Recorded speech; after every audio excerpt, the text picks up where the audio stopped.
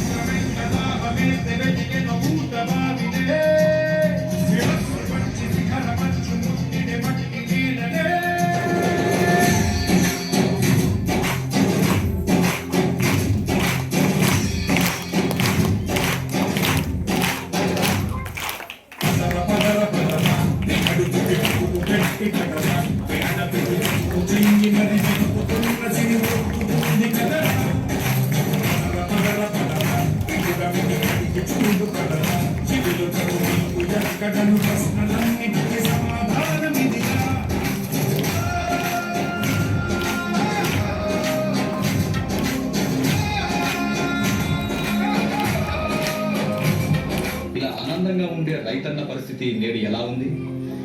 ప్రకృతి కోపానికి విలవిలలాడుతూ కరువు కాటకాల్లో చిక్కుకొని అధిక వడ్డీ రేట్లతో అల్లాడిపోతూ ఇంక నా వల్ల కాదురా, నేను చనిపోదామని నిర్ణయించుకున్నాను రా. అవునరా, మనం ఎంత కష్టపడినా మన బతికింతేరా, మనం చనిపోతాం రా.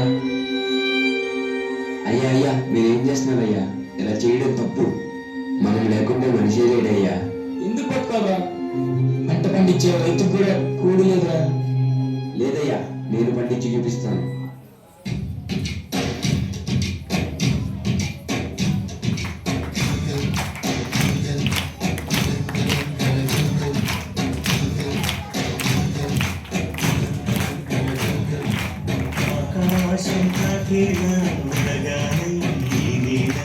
అందించే ఆహ్వానం ప్రేమంటే ఆరాటం తీరేనా వదిలించే గగనంగా వినిపించే కలిగానం ప్రేమంటే అడు అడుగును వీటే మమతల మౌనం పద పదమంటే నిలవదు ప్రాణం కావరుకే ప్రణయానికి శ్రీకారం దాహంలో మునిగిన చిగురుకు చల్లని కణ చెయ్యందించి స్నేహంతో మనకెందించే చిలుకే ప్రేమంటే మేఘంలో నిద్దురపోయిన రంగులు అన్నీ రప్పించి ఆగాని గుండె పెట్టే ముగ్గే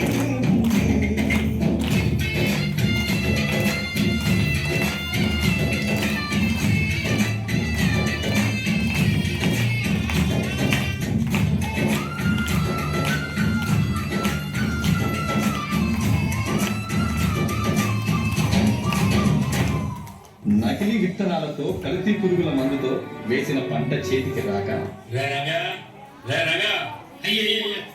మీరు వచ్చినట్టయ్యా పౌల డబ్బులు ఎప్పటివరకు ఇవ్వలేదు.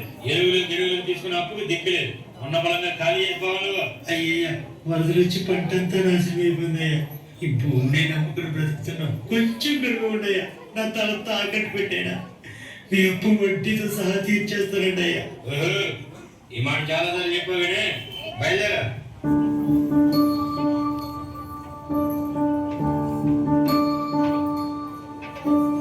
నీరు నీరు నీరు రైతు కంట నీరు చూడనైన చూడరెవరు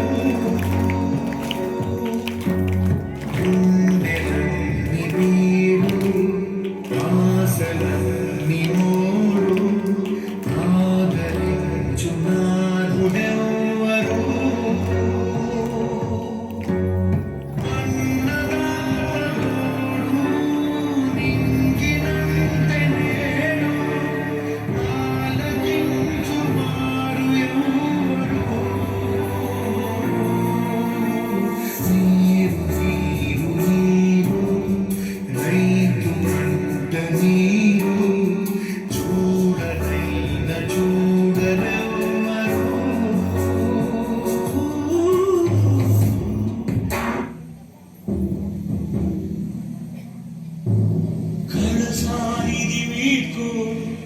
కన్నీటితో మార్చేవ్రాను అడవి చెట్లను పావురాళ్లను కలలు మైనా కనగలమా ఆశలు సమాధి చేస్తూ బంధాలను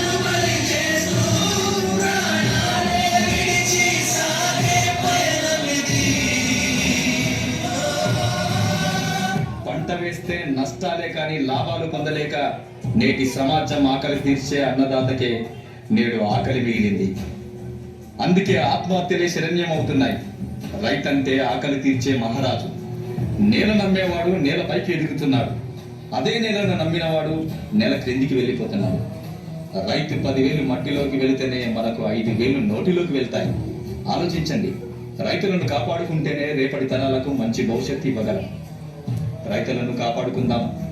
జై కిసాన్, జై హింద్.